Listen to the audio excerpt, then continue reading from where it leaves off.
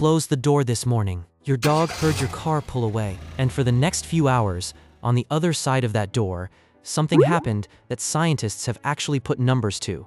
Not a guess, not a cute story you tell yourself. A measurable thing with a stress hormone and a stopwatch attached. You've wondered about it? Everybody who has ever left a pet behind has wondered about it. Does it miss me? Or does it just wait, blank, until the key turns again? The easy question is whether your dog misses you. The harder question, the real one, is whether there's anything in there that misses the way you miss. Hold on to both. They don't have the same answer.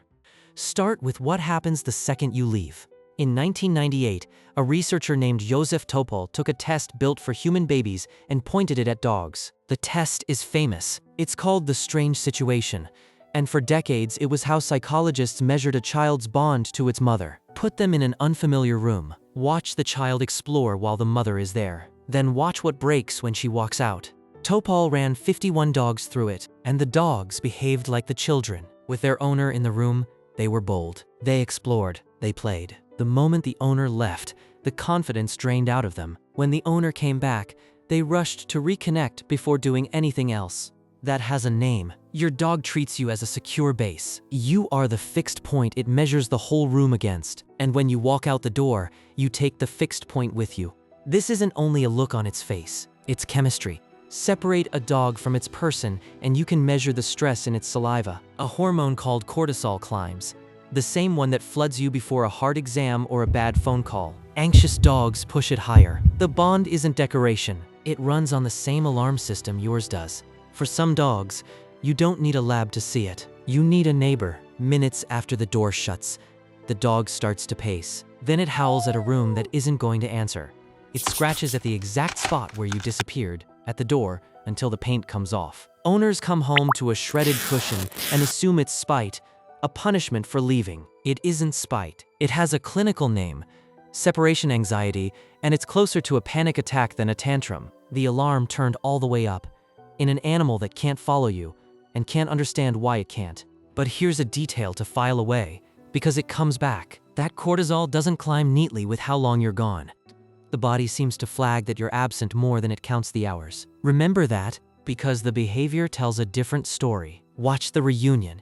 In 2011, two researchers, Rehn and Rehn Keeling, timed what dogs do when their owner finally comes home. They left dogs alone for different stretches, then filmed the hello, and the hello scaled. The longer the dog had been alone, the bigger the greeting. More tail, more pushing in for contact, more of that frantic attention in the first minutes back. Past about 4 hours, the dogs added lip licking and a kind of shiver, the signs of an animal wound tight.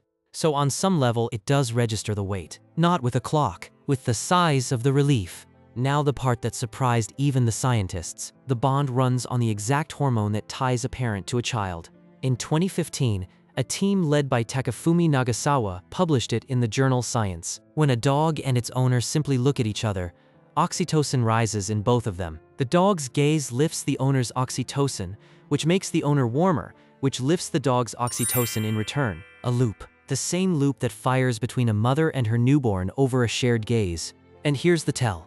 They tried it with wolves raised by humans. The loop didn't happen. Somewhere in becoming our companions, dogs grew into the one wiring we thought was reserved for our own children.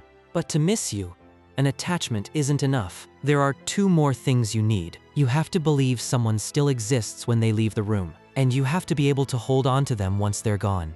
Start with the first one. When you walk out that door, do you simply blink out of existence for your dog? Or does it grasp that you're still out there somewhere, just not here? Psychologists have a name for that idea. Object permanence. And they test an animal the same way they test a human baby, by hiding something and watching whether the mind keeps reaching for it. In a series of studies starting in 1992, Sylvain Gagnon and Claude Dor showed that dogs pass, hide a toy, slide it behind a screen, quietly take it away, and the dog searches where it should have ended up, not where it last saw it. The mind keeps holding the object after the object is gone, roughly the level of a 1-year-old child. So you don't vanish when the door shuts. You become something it's still tracking, out there, on the far side of the wall. Now the second thing, memory. For a long time we assumed animals had almost none of it, that they lived pinned to the present, no past to carry. Then in 2016, Claudia Fugaza caught dogs doing something they weren't supposed to be able to do. She showed that dogs have what's called episodic-like memory. They can recall a specific event, even one that seemed pointless when it happened, and pull it back later, unprompted. The memory fades over time, the way yours does, but it's there. That's the raw material of missing someone, a creature that can keep a record of you when you're out of sight. And if you're thinking this is just dogs, that dogs are needy and this proves nothing, meet the animal we built a whole reputation around, the one that supposedly doesn't care. The cat. In 2019, Kristen Vitale ran that same baby test, the secure base test, on cats. The stereotype says a cat is aloof, self-contained, indifferent to whether you live or die. The data said otherwise. About 65% of the cats showed secure attachment to their owner, the same proportion you find in human infants. Take the person away, bring them back, and the cat orients to them, settles, uses them as the safe center of the room. Same as the dog, same as a child. The animal we call cold is running the same circuit. We just weren't looking. So, do animals miss you when you're gone?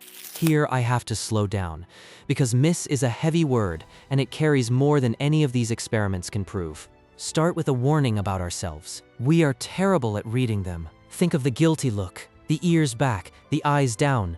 The one you're sure means your dog knows what it did. In 2009, Alexandra Horowitz tested it and found the guilty look has almost nothing to do with guilt. It's a reaction to your scolding. Dogs who did nothing wrong made the same face when their owner told them off. We saw guilt because we went looking for it. We poured ourselves into a wet nose. So be careful here. What we've actually measured is the machinery around missing, the attachment, the stress of your absence, the greeting that swells with the weight, the memory that can hold you, all real, all there. What we haven't measured is the feeling. When you miss someone, there's a whole inner weather to it. You picture them, you replay them. Something aches. Nobody has ever found that ache inside a dog. And remember the cortisol that flagged your absence, but didn't count the hours. That's the honest edge of this. The body may be sounding an alarm that says you're not here, without the long, aching sense of how long you've been gone that you would feel. So this isn't proof that your cat lies by the window pining for you like a character in a film. That part, the story we most want, is the part we can't reach. But sit with it for a second. Strip away the aching and the imagining, and ask what your own missing is even for. Underneath the weather, missing is an old, simple thing. A bond you depend on. A body that registers when the other half of it is gone. A memory that keeps them. A pull to close the gap the moment you can. That's not the poetry of it. That's the engine of it. And the engine, we can measure. It's running in there. That engine is old. Older than the word we gave it. A cat that supposedly needs no one. A dog descended from wolves that never had this loop, both of them wired to hold on to you and to come apart a little when you go. Somewhere right now, on the other side of a door, a dog is lying in the spot where it can watch that door. A cat is curled where your smell sits strongest, on your side of the bed, in your empty chair. Not blank, not waiting for nothing. Running a circuit older than missing, aimed the whole time at you. You built that spot by the door without meaning to. They're more like you than you think.